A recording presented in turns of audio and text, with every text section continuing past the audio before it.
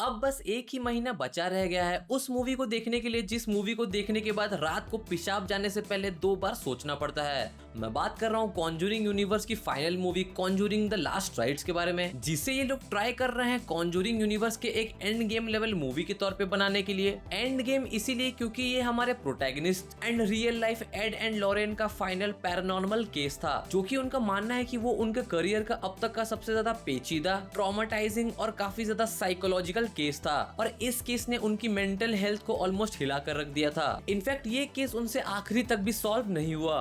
Conjuring last rites इसी real life case पर based है, जो रिवॉल्व करता है स्मर्ल्स फैमिली के अराउंड, जिन्होंने एक डेकेड से भी ज्यादा ट्रॉमेटाइजिंग और खतरनाक चीजें एक्सपीरियंस किया है। बट क्या ये केस रियल लाइफ की तरह मूवी में भी अनसॉल्व्ड रह जाएगा? तो ये कहानी है स्मर्ल्स फैमिली की, जिसमें 6 लोग थे, जहाँ हस्बैंड का नाम जैक होता है और उसकी वाइफ का नाम जैनेट। उनकी 2 बड़ी बेटियां होती है, हेदर और डॉन। और ये फैमिली अराउंड 1973 चेस स्ट्रीट में एक नया डुप्लेक्स घर लेते हैं, और इनके इसी घर में शिफ्ट होने के बाद ही सारी की सारी अजीब चीजें होना शुरू हो जाती हैं। इस फैमिली के घर पे मूव इन होते ही शुरू में तो चीजें काफी ज्यादा नॉर्मल होती हैं, बट जैसे ही कुछ महीने गुजरने लगते हैं उनके साथ अजीबोगरीब चीजें होना शुरू हो जाती है। उनका कहना था कि उस घर में उन्हें किसी का प्रेजेंस फील होता है और उन्हें कभी कभी लगने लगता है कि उन्हें किसी की परछाई दिखाई दे रही है। बट पास जाकर देखने के बाद पता चलता था कि ऐसा कुछ भी नहीं है। फिर 1-2 महीने बाद चीजें और एस्केलेट होते नजर आता है, जहाँ उन्हें कभी कभी किसी के विस्पर करने का और कभी कभी किसी के रोने की भी आवाजें आने लगती हैं। उनके घर पे अचानक से रैंडमली कोई भी एक पाइप फट जाता है और उन्हें उस फटे हुए पाइप से पानी लीक होने की आवाज रात भर आती थी। बट जैसे ही वो अगले दिन पाइप ठीक करने के लिए जाते थे, पाइप ऑटोमेटिकली ठीक ही होता था, मानो जैसे कभी कुछ हुआ ही नहीं है। शुरू के कई महीने इस फैमिली ने ऐसी ही छोटी छोटी चीजें एक्सपीरियंस की, बट जैसे जैसे टाइम बीतता जा रहा था इस फैमिली के लिए चीजें बद से बदतर होती जा रही थी। अब तक इन्होंने उन आत्माओं की प्रेजेंस को बस फील ही किया था,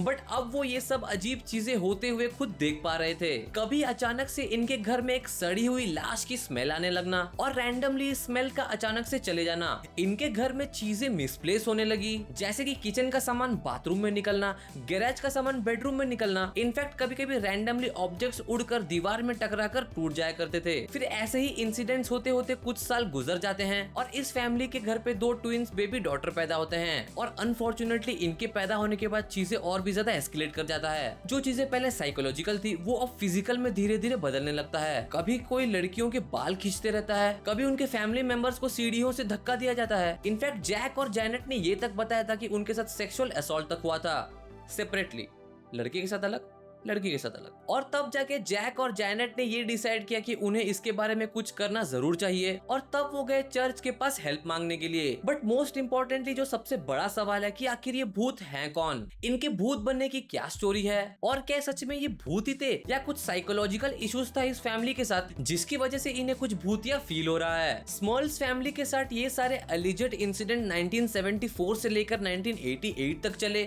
और इन्होंने इस पीरियड के दौरान काफी सारे चर्चेस से मदद मांगे, इवन एक्सोर्सिज्म भी करवाया, लेकिन ये इवेंट्स रुकने का नाम ही नहीं ले रहे थे। ये केस उस टाइम पे एक नेशनल न्यूज बन गया और सभी लोग इस केस के बारे में बात कर रहे थे। और तब जाकर 1986 में एड और लॉरेन इस केस में इन्वॉल्व हुए, जो उस टाइम में काफी ज्यादा पॉपुलर पैरानॉर्मल इन्वेस्टिगेटर्स थे।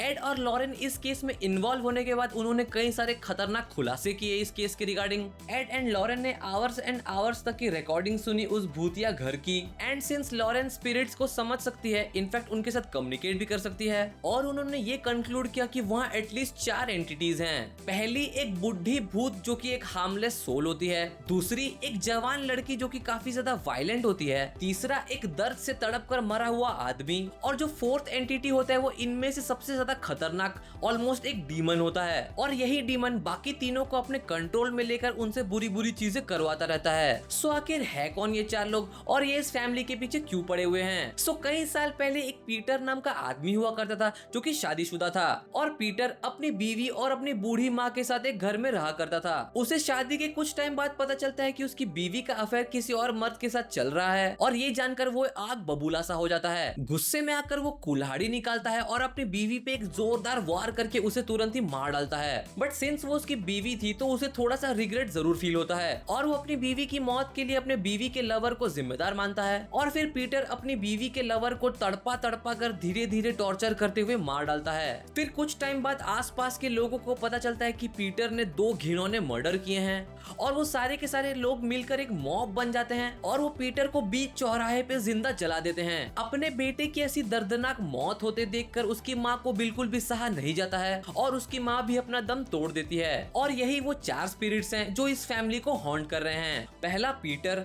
दूसरा उसकी हेटफुल वाइफ, तीसरा उसका लवर और चौथी उसकी माँ। लॉरेन ने ये कहा कि ये 4 स्पिरिट्स अब तक डॉर्मेंट थे, लेकिन उस डीमन यानी कि पीटर ने उन बच्चियों की फियर को फीड किया और काफी ज्यादा पावरफुल बन गया और फिर वो टेरराइज करने लगे इस फैमिली को।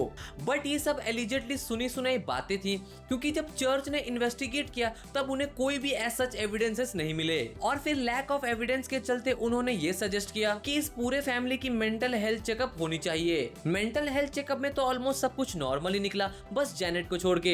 जैनेट को अपने अर्ली लाइफ से कुछ ट्रॉमास थे, जो कि साइकोलॉजिस्ट का मानना है कि ये सारे एक्यूमुलेट होकर लेटर एजेस में एक डिल्यूजन बनता है और जब फैमिली के किसी मेन मेंबर के साथ ऐसा कुछ होता है तब एक फिनोमिना होने के चांसेस काफी ज्यादा बढ़ जाते हैं, जो कि है कलेक्टिव डिल्यूजन, जिसका सबसे बड़ा एग्जांपल हमने इंडिया में ही देखा था, जो कि है बुरारी केस। फाइनली 1988 में स्मर्ल्स फैमिली इस डुप्लेक्स घर से मूव आउट कर लेते हैं और उनका कहना है कि इस घर से मूव आउट करने के बाद उनके साथ कोई भी पैरानॉर्मल चीजें होना बंद हो गई। और स्मर्ल्स फैमिली के जाने के बाद जो नई फैमिली उस हॉन्टेड घर पे आई, उनका ये कहना था कि उन्हें कभी भी कुछ भी ऐसा पैरानॉर्मल फील नहीं हुआ। कई लोगों का ये मानना है कि ये फैमिली ये सब कुछ फेक कर रही थी ताकि वो कुछ पब्लिसिटी और पैसा कमा सके, और बाकी के कुछ लोग मानते हैं कि ये फैमिली का मेंटल हालत कुछ ठीक नहीं था। बट ये सारी बातें थी रियल लाइफ के बारे में। बट आखिर ये स्टोरी मूवी के नैरेटिव में कैसे फिट होती है? सो ट्रेलर देखने के बाद हमें पता चलता है कि एड एंड लॉरेन इस आत्मा से पहले भी भिड़ चुके हैं, तब जब वो काफी ज्यादा यंग और इनएक्सपीरियंस थे,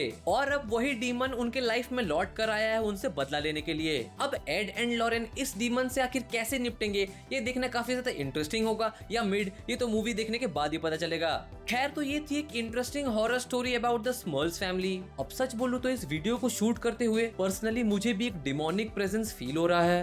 कुछ तो है इस घर में। ऐसा कुछ भी नहीं होता।